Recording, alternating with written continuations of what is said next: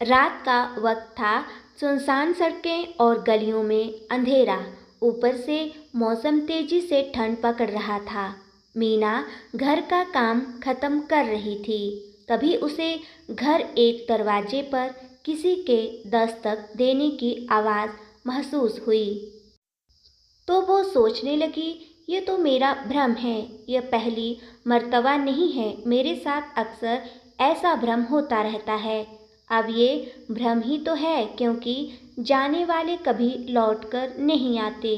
आती है तो सिर्फ उनकी यादें। ऐसा सोचते हुए वो वापस कमरे में पहुंची, जहां पर उसके बेटा और बेटी दोनों सो रहे थे।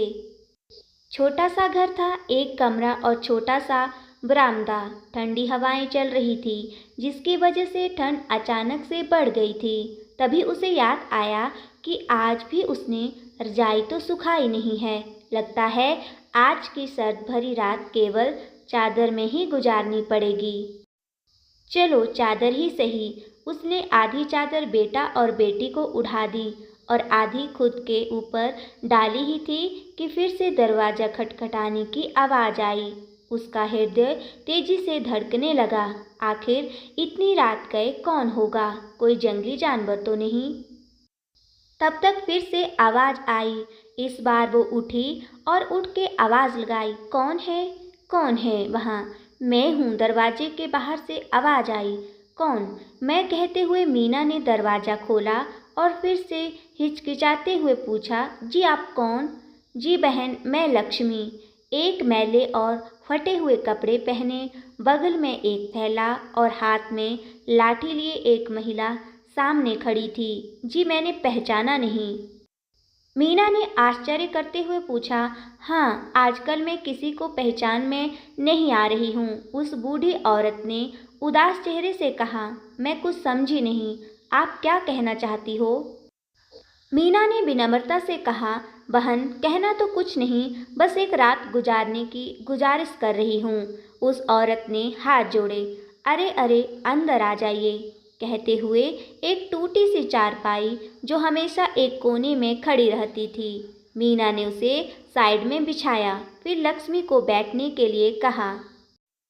मीना के घर में ज़्यादा कपड़े तो थे नहीं, लेकिन एक पुरानी उसके पति के समय की दरी थी। उसे बिछाते हुए पूछा, आप कौन हैं? बच्चे नहीं हैं आपके?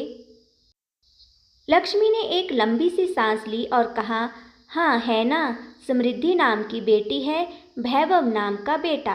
क्या करते हैं आपके बच्चे? मीना का अगला प्रश्न था। वो बेटा समाज सेवा करता है।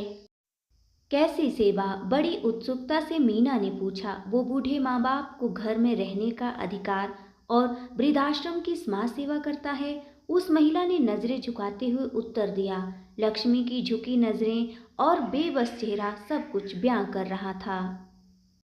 मीना को समझते देर न लगी कि घर का दीपक भले ही चारों ओर रोशनी फैलाता होगा, पर अपने पैरों तले हमेशा अंधेरा ही रखता है। बाहर समाज सेवा करने का क्या फ़ायदा जब अपने माँ बाप दर बदर भटक रहे हों? मीना कहने लगी, ऐसे बेटे का ना होना ही अच्छा है। जिस माँ ने जन्म दिया है वह इतनी बुरी हालत में, और बेटा ऐसो आराम की ज़िंदगी जी रहा है। क्या यही उसका फ़र्ज़ था कि अपनी माँ को ऐसी हालत में छोड़े? कहने को तो वह समाज सेवा करता है, पर माँ की सेवा से बड़ी कोई समाज सेवा नहीं। जिसकी माँ दर बदर की ठोकरें खा रही हो, वह बेटा कैसी चैन की नींद सो सकता है? यह सब बातें कहते हुए मीना की आंखों से आंसू बहने लगे। उसने उस बूढ़ी माँ को अपने घर में रहने का ठिकाना दिया। इस कहानी से हमें यही शिक्षा मिलती है कि हम चाहे कितने भी पढ़ लिख जाएं, कितने भी सफल हो जाएं, लेकिन हमें कभी भी अपने माँ बाप को अकेला नहीं छोड़ना चाहिए। हमेशा उनका आदर, उनकी सेवा करनी चाहिए। चाहे आप हजारों समाज सेवा कर लें, पर जिसने अपनी माँ बाप की सेवा नहीं की, उसकी वह समाज सेवा व्यर्थ है।